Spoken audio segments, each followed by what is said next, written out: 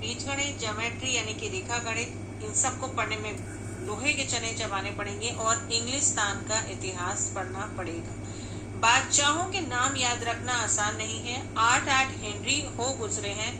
कौन सा कांड यानी कि कारनामा किस हेनरी के समय में हुआ, क्या ये याद कर लेना आसान समझते हो? हेनरी 7वें की जगह अगर आपने हेनरी 8वां लिख दिया तो सब नंबर तुम्हारे चले जाते हैं। सफा चट यानी कि जीरो, सिफर भी नहीं मिलेगा, जीरो भी नहीं मिलेगा। हो किस ख्याल में? दर्जनों तो जेम्स हुए हैं, दर्जनों विलियम हुए हैं, कौड़ियों चार्ल्स हुए हैं, कौड़ियों यानी कि बीसियों चार्ल्स हुए हैं। दिमाग चक्कर खाने लगता है, यानी भ्रम होने लगता है कि जेम्स 1 है कि जेम्स 2 है, विलियम 1 है कि विलियम 2 है। ये दोयम, चारुम, पंचुम ये सब लगाना पड़ता है, यानी कि दूसरा, चौथा, पांचवा ये सब लगाना पड़ता है एक ही नाम के आगे। अरे अभागो, तुम्हें नाम भी नहीं जुड़ते थे? मुझसे पूछते तो मैं 10 लाख नाम बता देता। अब ज्योमेट्री की बात करते हैं, वो रेखा गणित की, कि खुदा ही पनाह यानी ईश्वर ही बचाए। आवाजा की जगह अगर आजाबा लिख देते हैं तो सारे नंबर कट जाते हैं। कोई इन निर्दयी मुमतहीनों यानी परीक्षकों से नहीं पूछता कि आखिर आवाजा और आजाबा में क्या फर्क है और व्यर्थ की बात के लिए क्यों छात्रों का खून करते हो? अरे दाल भात रोटी खाई या भात दाल रोटी, इसमें क्या रखा है? लेकिन इन परीक्षकों को कोई परवाह नहीं है, वो तो वही देखते हैं जो पुस्तक में लिखा है। बच्चों, ये पुस्तक में लिखा है, इस लाइन का बहुत गहरा मीनिंग है कि हमारी जो एजुकेशन पॉलिसी है वो हमको बुकिश नॉलेज दे रही है। रिटर्न तो शिक्षा प्रणाली है हमारी, कि हम बुकिश नॉलेज, हम जो बच्चों को स्किल की एजुकेशन देना चाहते हैं वो इसमें हमारी एजुकेशन पॉलिसी में नहीं है। हालांकि अभी इस साल से थोड़ी बहुत चेंजेस हो भी रहे हैं। वो ये कह रहे हैं कि परीक्षक ये चाहते हैं कि लड़के अक्षर अक्षर रट डालें और इसी रटने का नाम उन्होंने शिक्षा रख दिया है। और आखिर ये बेसिक पैर की बातों को पढ़ने से क्या फायदा? उनके हिसाब से रेखा गणित, बीज गणित या इतिहास ये बेसिक पैर की बातें हैं, बेसिक पैर की बातें हैं, यानी कि बेकार की बातें हैं।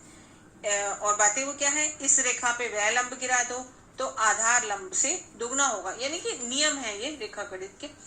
तो पूछिए इससे क्या प्रयोजन? अरे दुगना नहीं चौगुना हो जाए, आधा ही रह जाए मेरी बला से, लेकिन परीक्षा में अगर पास होना है तो ये सब खुराफात याद करनी पड़ेगी। खुराफात यानी कि व्यर्थ की बातें याद करनी पड़ेंगी। अब उन्होंने, आपने देखा कि उन्होंने इतिहास के बारे में कहा कि ये जो इंग्लिस्तान का इतिहास है इसको पढ़ने का कोई फायदा ही नहीं है, कोई मतलब ही नहीं है, और किस तरीके से ये होता है हेनरी 1, हेनरी 2, अरे भाई नाम तो कम से कम रख लेते। फिर इन्होंने रेखा गणित किया। अब जो बात कह रहे हैं वो तीसरी बात, अब वो निबंध लेखक पे व्यंग कर रहे हैं कि निबंध लेखक किस तरीके से लिखा जाता है। कह दिया कि समय की पाबंदी पर एक निबंध लिखो जो 4 पन्नों से कम ना हो। अब आप कॉपी सामने खोलें, कलम हाथ में लिए उसके नाम को रोइए। कौन नहीं जानता कि समय की पाबंदी बहुत अच्छी बात है, यानी हम सब जानते हैं कि समय की पाबंदी, हाँ, कि हम टाइम इज मनी, कि टाइम इज एवरीथिंग, लेकिन इससे आदमी के जीवन में संयम आ जाता है। हम सबको पता है कि अगर हम समय का ध्यान रखें तो हमारे जीवन में संयम आता है, नियंत्रण आता है, और दूसरों का उस पर स्नेह होने लगता है क्योंकि वो बहुत अनुशासन में जीवन जीता है, उसके कारोबार में उन्नति होती है। बस यही तो बात है समय की पाबंदी का। लेकिन ये जरा सी बात को लिखने के लिए 4-4 पन्ने, और जो बात एक वाक्य में कही जा सके उससे 4 पन्ने में क्यों लिखना?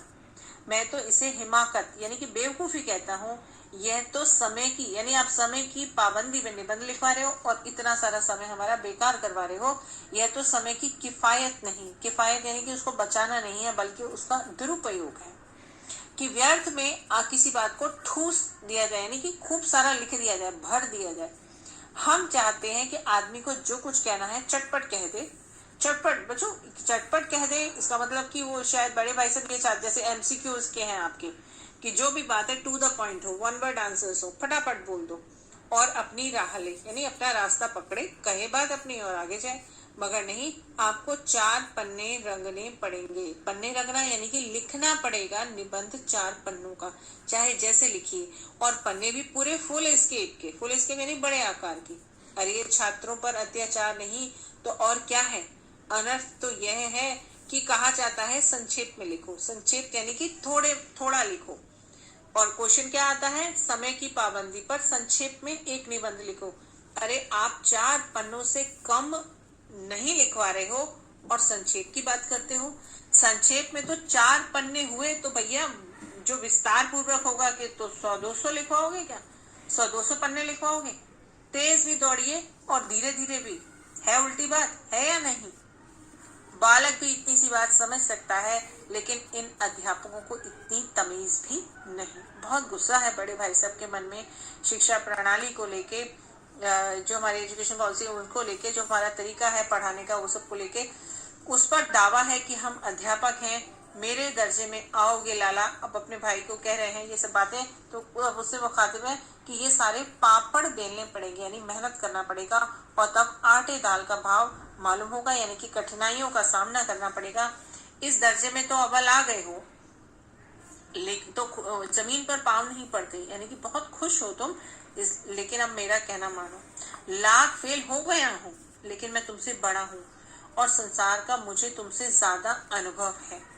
जो कुछ कहता हूँ उसे गिरह बांधिए कि उसको अच्छी तरह से मन में बिठा लो, नहीं तो आगे पछताओगे। अब आगे देखिए, स्कूल का समय निकट था, नहीं तो ईश्वर जाने यह उपदेश माला कब समाप्त होती। अब ये जो बातें हैं ये लेखक की हैं, छोटे भाई की। भोजन आज मुझे बहुत निस्वाद यानी बेस्वाद लग रहा था, उसमें स्वाद नहीं आ रहा था।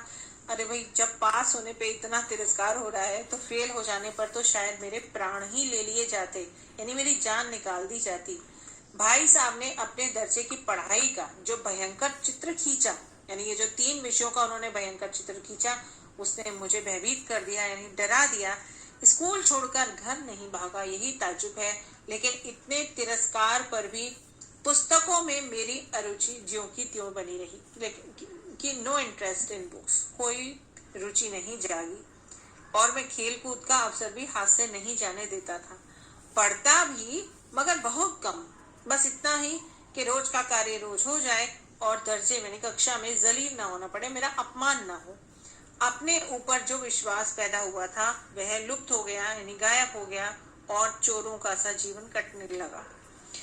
फिर सालाना इम्तिहान हुआ, यानी फिर से एनुअल एग्जाम, वार्षिक परीक्षा हुई और संयोग ऐसा हुआ, मेल ऐसा हुआ कि मैं फिर पास हो गया और भाई साहब फिर फेल हो गए, यानी एक क्लास और छोटे भाई आगे आ गए। मैं और वो 9th के 9th में ही रहे। मैंने बहुत मेहनत नहीं की, पर न जाने कैसे दर्जे में अव्वल आ गया। मुझे खुद अचरज हुआ। भाई साहब ने प्राणांतक परिश्रम किया, यानी कि बहुत अधिक परिश्रम किया। कोर्स का एक एक शब्द चाट गए, वही रटन तो प्रणाली से उन्होंने पढ़ा। 10 बजे रात इधर और 4 बजे, यानी रात को अगर 10 बजे सो जाते तो 4 बजे सुबह उठ जाते और फिर 6 से 9:30 तक स्कूल जाने के पहले। मुद्रा कांतिहीन हो गई, यानी कि चेहरे से चमक चली गई, लेकिन फिर से फेल हो गए। मुझे दया आती थी, नतीजा सुनाया गया तो वह रो पड़े और मैं भी रोने लगा। अपने पास होने की खुशी आधी हो गई। मैं भी फेल हो गया होता तो भाई साहब को शायद इतना दुख नहीं होता, लेकिन विधि की बात कौन टाले, यानी भाग्य की बात कौन टाले। अब मेरे और भाई साहब के बीच में केवल एक दर्जे का अंतर रह गया और मेरे मन में एक कुटिल भावना, यानी कि एक गलत भावना आई कि कहीं भाई साहब 1 साल और फेल हो जाए तो फिर तो मैं उनके बराबर आ जाऊंगा। फिर वह किस आधार पर मेरी फजीहत यानी मेरा अपमान कर सकेंगे। लेकिन मैंने इस विचार को दिल से बलपूर्वक यानी जबरदस्ती निकाल फेंका और आखिर मुझे वो मेरे हित के विचार से ही तो डांटते हैं। मुझे ये 2 लाइन फिर से बहुत ध्यान से सुनिए, समझिए इसको कि मुझे इस वक्त अप्रिय लगता है अवश्य, मगर ये शायद उनके उपदेशों का ही असर है कि मैं दनादन पास हो जाता हूँ और वो भी इतने अच्छे नंबरों से। बच्चों बैक एक्सरसाइज में क्वेश्चन आता है कि आपको क्या लगता है कि जो छोटा भाई है वो बड़े भाई साहब की वजह से अच्छे नंबरों से पास होता है कि वो था इतना इंटेलिजेंट। बच्चों वो ठीक है, वो इंटेलिजेंट था, वो उसकी अपनी स्किल थी, लेकिन अगर वो पढ़ता नहीं तो वो स्किल भी उसके काम नहीं आती। तो यह उसने यहाँ पे स्वीकारा है कि मुझे इस वक्त अप्रिय जरूर लगता है, मगर ये शायद उनके उपदेशों का ही असर है कि मैं दनादन यानी कि मैं फटाफट पास हो जाता हूँ, और वो भी इतने अच्छे नंबरों से। अब भाई साहब कुछ नरम पड़ गए, थोड़े ढीले पड़ गए। कई बार मुझे डांटने का अवसर था उनके पास, लेकिन उन्होंने बहुत ही धीरे से काम लिया। शायद वे अब खुद समझने लगे थे कि मुझे डांटने का अधिकार उन्हें नहीं रहा, यह रहा भी तो बहुत कम। मेरी स्वच्छंदता बढ़ गई, यानी मेरी मनमानी बढ़ गई, और मैं उनकी सहिष्णुता यानी सहनशीलता का अनुचित लाभ उठाने लगा। और मुझे कुछ ऐसी धारणा हुई, मन में ये बैठ गया कि मैं पास तो हो ही जाऊंगा, मैं पढ़ूं या ना पढ़ूं। मेरी तकदीर बलवान है, मेरा भाग्य बलवान है। इसलिए भाई साहब के डर से, देखिए ये फिर से एक बहुत इंपॉर्टेंट पॉइंट है, फिर से उसने ये स्वीकार किया कि भाई साहब के डर से जो थोड़ा बहुत पढ़ लिया करता था वो भी बंद हो गया। मुझे कनकोए उड़ाने का नया शौक यानी पतंग उड़ाने का नया शौक पैदा हो गया, और अब सारा समय पतंगबाजी की ही भेंट होता था। फिर भी मैं भाई साहब का अदब करता, वो सम्मान करता, और उनकी नजर बचा के पतंग उड़ाता था। मांझा देना, कन्ने बांधना मुझे कहने की जरूरत नहीं है कि पतंग पर धागा बांधना, इसका मतलब है पतंग टूर्नामेंट की तैयारियां आदि समस्याएं सब गुप्त रूप से हल की जाती थी। मैं भाई साहब को यह संदेह न करने देना चाहता था कि उनका सम्मान और लिहाज यानी कि उनके प्रति जो मेरा सम्मान है, जो मैं उनकी शर्म करता हूँ उनके व्यक्तित्व की, तो मेरे नजरों में कम हो गया है। यानी कि मैं उनसे थोड़ा सा झिझकता हूँ, उनका सम्मान करता हूँ, उनकी बातों का आदर करता हूँ, तो मैं ये नहीं दिखाना चाहता था कि मेरी नजरों में थोड़ा कम हो गया है। एक दिन संध्या समय यानी शाम के समय हॉस्टल से दूर मैं कनकोआ लूटने बेतहाशा दौड़ा जा रहा था। बेतहाशा यानी कि बहुत तेजी से दौड़ रहा था। आंखें आसमान की ओर थी और मन उस आकाशगामी पथ की ओर जो मंद गति से झूमता पतन की ओर चला आ रहा था, मानो कोई आत्मा स्वर्ग से निकलकर विरक्त मन से नए संस्कार ग्रहण करने जा रही हो। इसको जरा समझ लीजिए। आकाशगामी पथिक यानी कि कटी पतंग। तो पतंग उनको कैसे प्रतीत हो रही थी? जैसे कि कोई दिव्य आत्मा जैसी प्रतीत हो रही थी, जो मंद गति से झूमती हुई नीचे की ओर आ रही थी। पीछे पीछे बालकों की पूरी सेना लगे और झाड़दार बांस लिए इनका स्वागत करने को दौड़ी आ रही थी। किसी को भी आगे पीछे खबर नहीं थी, बट सबको पतंग दिख रही थी कि किसी तरह पतंग को अपने कब्जे में कर ले। सभी मानो उस पतंग के साथ ही आकाश में उड़ रहे थे, जहां पे ना कोई समतल है, ना मोटर कारें, ना ट्राम, ना गाड़ियां, क्योंकि आकाश में तो ये सब कुछ होगा नहीं ना। सहसा भाई साहब से मेरी मुठभेड़ हुई यानी कि उनसे मुलाकात हुई, भेंट हुई, जो बाजार से शायद लौट रहे थे। उन्होंने वहीं हाथ पकड़ लिया और उग्र भाव से बोले, गुस्से से बोले कि इन बाजारी लौंडों के साथ ढीले के कनकोए के लिए दौड़ते हुए तुम्हें शर्म नहीं आती? बाजारी लौंडे यानी बेकार के लौंडे जो पढ़ते लिखते नहीं है, और ढीले के कनकोए यानी कि बहुत ही मामूली से पैसे के कनकोए, बेकार के तुम्हें दौड़ते हुए तुम्हें इसके पीछे शर्म नहीं आती है? तुम्हें इसका भी कुछ लिहाज नहीं है कि अभी नीची जमात में नहीं हो, तुम छोटी कक्षा में नहीं हो, 8वीं कक्षा में आ चुके हो, मुझसे केवल एक दर्जा नीचे हो। आखिर आदमी को अपनी पोजीशन का यानी अपनी स्थिति का, अपनी शान का भी तो थोड़ा ख्याल रखना चाहिए। एक जमाना था कि जब लोग 8वां दर्जा पास करके नायब तहसीलदार हो जाते थे। ये पोस्ट है। मैं कितने ही मिडिलचियों को यानी 8वीं पास लोगों को जानता हूँ जो आज अव्वल दर्जे के डिप्टी मैजिस्ट्रेट या सुपरिटेंडेंट हैं। उस समय कम पढ़ाई में भी अच्छी पोस्ट मिलती होगी। कितने ही 8वीं जमात वाले हमारे लीडर और समाचार पत्रों के संपादक हैं। समाचार पत्र का संपादक आपको पता ही है कि जो लेखन सामग्री समाचार पत्र के लिए सब तैयार करता है, और लीडर यानी कि नेता। तो बड़े बड़े विद्वान उनकी मातहती में यानी कि उनके अंडर, उनकी अधीनता में काम करते हैं, और तुम उसी 8वें दर्जे में आके बाजारी लौंडों के साथ कनकोए के लिए दौड़ रहे हो। मुझे तुम्हारी इस कम अकली बुद्धिहीनता पे दुख होता है। तुम ज़हीन हो यानी तुम प्रतिभाशाली हो, इसमें शक नहीं है, लेकिन मैं ज़हन यानी कि वो बुद्धि किस काम की है जो हमारे आत्मगौरव की हत्या कर डाले, जो हमारी शान को खत्म कर डाले। तुम अपने दिल में समझते होगे कि मैं भाई साहब से महज यानी केवल एक दर्जा नीचे हूँ, और अब उन्हें मुझको कहने का कोई हक नहीं है यानी कोई अधिकार नहीं है। लेकिन ये तुम्हारी गलती है। मैं तुमसे 5 साल बड़ा हूं, और चाहे आज तुम मेरी ही जमात में यानी मेरी ही कक्षा में क्यों ना आ जाओ, और फिर वो आगे फिर से वापस टीचर्स को कहते हैं कि परीक्षकों का अगर यही हाल रहा कि वो रटन टू विद्या प्रणाली पे ही चले, अभी भी वो आत्मविश्वास से भरपूर है, अपने आप को गलत नहीं मान रहे हैं, वो अभी भी शिक्षा प्रणाली और परीक्षकों को ही गलत मान रहे हैं कि उनका तरीका यही है पढ़ाने का कि जो रट के आता है घर से और जो लिख के जाता है एग्जाम में वो उसी को नंबर देते हैं, तो वो ये कह रहे हैं कि परीक्षकों का यही हाल है, तो निस्संदेह बिना किसी संदेह के अगले साल तुम मेरी ही कक्षा में मेरे बराबर आ जाओगे और शायद तुम 1 साल बाद मुझसे भी आगे निकल जाओ, लेकिन मुझसे और तुम में जो 5 साल का अंतर है उसे तुम क्या खुदा भी नहीं मिटा सकता। मैं तुमसे 5 साल बड़ा हूं और हमेशा रहूंगा। मुझे जिंदगी का जो अनुभव है, तजुर्बा है, तुम उसकी बराबरी नहीं कर सकते, चाहे तुम एमए हो जाओ, चाहे तुम डी लिट हो जाओ, चाहे तुम डी फिल हो जाओ, कुछ भी हो जाओ। समझ किताबें पढ़ने से नहीं आती, दुनिया देखने से आती है। अब ये इन्होंने एक और पॉइंट निकाला अपने छोटे भाई के ऊपर बड़प्पन दिखाने का और उसको उपदेश देने का, उसको समझाने का, और इसके लिए भी उन्होंने 2 एग्जाम्पल दिए। सुनिए जरा ध्यान से। अपनी बात को सिद्ध करने के लिए उन्होंने हमेशा उदाहरण दिए हैं, तो ये बात भी उन्होंने सिद्ध करने के, जैसे घमंड तोड़ने के लिए उन्होंने उधर 3 उदाहरण दिए, फिर सब्जेक्ट्स के उन्होंने 3 उदाहरण दिए, फिर यहाँ पे भी वो 2 उदाहरण दे रहे हैं कि हमारी अम्मा ने कोई दर्जा पास नहीं किया, उन्होंने कोई कक्षा पास नहीं की, पढ़ाई नहीं की, और दादा भी शायद 5वीं 6ठी जमात कक्षा के आगे वो नहीं गए, लेकिन हम दोनों चाहे सारी दुनिया की विद्या पढ़ लें, अम्मा और दादा को हमें समझाने और सुधारने का अधिकार हमेशा रहेगा। केवल इसलिए नहीं कि वो हमारे जन्मदाता हैं, यानी हमारे माता पिता हैं इसलिए नहीं, बल्कि इसलिए कि उन्हें दुनिया का हमसे ज्यादा तजुर्बा है और रहेगा।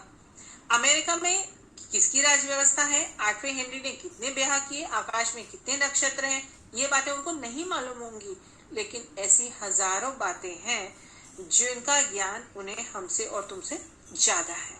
अब वो बताते हैं कि किसका ज्ञान, व्यवहारिक बुद्धि जो है वो किस प्रकार उनकी ज्यादा है हमसे। वो कहते हैं कि देव ना करे, यानी भगवान ना करे आज मैं बीमार हो जाऊं तो तुम्हारे हाथ पांव फूल जाएंगे, यानी तुम घबरा जाओगे, दादा को तार देने के सिवाय तुम्हें कुछ ना सूझेगा, यानी तुम तुरंत घर पे इन्फॉर्म करोगे, उनको सूचना देने की कोशिश करोगे, लेकिन अगर तुम्हारी जगह दादा हो तो वो किसी को तार नहीं देंगे, वो घबराएंगे नहीं, बदहवास नहीं होंगे, बेहाल नहीं होंगे, पहले खुद मरज पहचान के, यानी कि पहले खुद बीमारी को पहचान के इलाज करेंगे, अगर उसमें सफल नहीं हुए तो डॉक्टर को बुलाएंगे।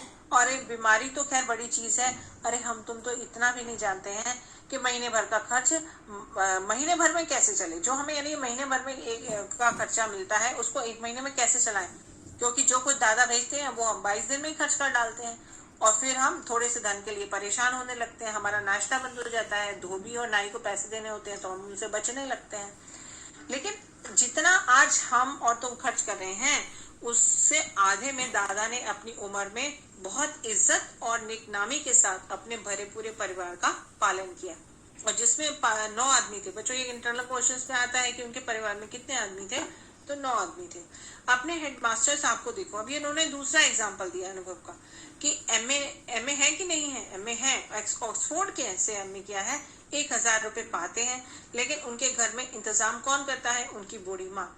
हेडमास्टर साहब भले ही स्कूल में पढ़ाते हो, लेकिन यहाँ उनकी डिग्री बिल्कुल बेकार है, क्योंकि पहले खुद घर का इंतजाम करते थे तो सारा पैसा खर्च हो जाता था, पूरा ही नहीं पड़ता था, बल्कि कर्जदार रहते थे। जबकि उनकी माता जी ने जब से प्रबंध घर का हाथों में लिया है, जैसे मानो धन दौलत बरस रही है, लक्ष्मी आ गई है। तो भाईजान, फिर से व्यंग करते हुए छोटे भाई के लिए कहते हैं कि भाईजान ये घमंड यानी गरुड़ दिल से निकाल डालो कि तुम मेरे समीप आ गए हो। समीप आ गए हो मतलब कि तुम कक्षा में मेरे पास आ गए हो, 8वीं कक्षा में आ गए हो, तो और अब स्वतंत्र हो और मेरे देखते तुम बेराह न चलने पाओगे। यानी फिर से उन्होंने अधिकार जमाया कि तुम को मैं गलत रास्ते में पे नहीं चलने दूंगा। बड़ा भाई तो बड़ा भाई ही रहेगा, तो क्या हो गया अगर मैं फेल हूं तो मैं तुम्हें गलत रास्ते पे नहीं चलने दूंगा। तुम अगर यूं ना मानोगे तो वो थप्पड़ दिखा के कहते हैं तो मैं इसका प्रयोग भी कर सकता हूँ। मैं जानता हूँ तुम्हें मेरी बातें जहर लग रही होंगी, जहर लगना यानी कि बहुत बुरी लग रही होंगी। अब बच्चों ये छोटा भाई कहता है कि मैं उनकी इस नई युक्ति से नतमस्तक हो गया। नई युक्ति यानी कि नए उपाय से। नया उपाय क्या था कि जो अपना बढ़प्पन दिखाने के लिए, यानी छोटे भाई को समझाने के लिए, उस पर प्यार जताने के लिए, उसको हमेशा रास्ते पर लाने के लिए उन्होंने एक ये तरीका नया निकाला कि अनुभव जो है वो हमेशा मेरा ज्यादा ही रहेगा। और आज छोटे भाई को सचमुच ही लघुता का अनुभव हुआ कि वो कैसे भी करके मुझे हमेशा रास्ते पे ही लाना चाहते हैं। तो वो थोड़ा उनको छोटापन लगा और भाई साहब के प्रति उनके मन में श्रद्धा उत्पन्न हुई और वो नतमस्तक हो गए, यानी उन्होंने सिर झुका लिया और उन्होंने अपनी सजल आंखों से, करुणामय आंखों से कहा कि हरगिज़ नहीं, आप जो कुछ भी फरमा रहे हैं, यानी आप जो कुछ भी कह रहे हैं वो बिल्कुल सच है और आपको उसको कहने का अधिकार है। भाई साहब ने मुझे गले लगा लिया और बोले, मैं कनकोएं उड़ाने को मना नहीं करता, मेरा भी जी ललचाता है, यानी मेरे मन में भी लालच आता है, लेकिन करूं क्या? अगर मैं खुद बेराह चलूं, बेराह यानी गलत रास्ते पे चलूं, यहाँ अव्ययभाव समास भी है, तो तुम्हारी रक्षा कैसे करूं? यह कर्तव्य तो मेरे सिर पर है। संयोग से उसी वक्त एक कटा हुआ कनकोआ, यानी एक कटी पतंग हमारे ऊपर से गुजरी, उसकी डोर लटक रही थी। लड़कों का एक गोल, काफी सारे लड़के पीछे पीछे दौड़े चला आता था। भाई साहब लंबे ही थे, उछलकर उसकी डोर पकड़ ली और बेतहाशा यानी तेजी से हॉस्टल की तरफ दौड़े और मैं पीछे पीछे दौड़ रहा था। बच्चों, इसमें एक लाइन मुझे आपको जरूर समझानी है कि इस कहानी से एक प्रेरणा हमको ये मिलती है कि पढ़ाई को थोड़ा सहज रूप से करें। परीक्षा के जो तनाव है उसको 24 घंटे लेकर हम किताबों में ना घुसे रहे, इससे हमारा दिमाग बंद हो जाता है। और पढ़ाई को रटने की बजाय उसको थोड़ा समझें और फिर अपने शब्दों में कहें और अपनी समझ विकसित करें। और इसमें एक खास संदेश ये भी है कि खेलकूद जो है वो पढ़ाई की विरोधी बिल्कुल नहीं है, ये पढ़ाई में सहायक है। बस ये है कि आप हमेशा ना खेलते रहें, थोड़ा सामंजस्य बिठा के रखें। जब एग्जाम वगैरह हो तो थोड़ा एक तरीके से थोड़ा कम टाइम दें और वैसे आप थोड़ा ज्यादा टाइम भी दे सकते हैं। That's all. कोई डाउट है तो आप पूछ सकते हैं।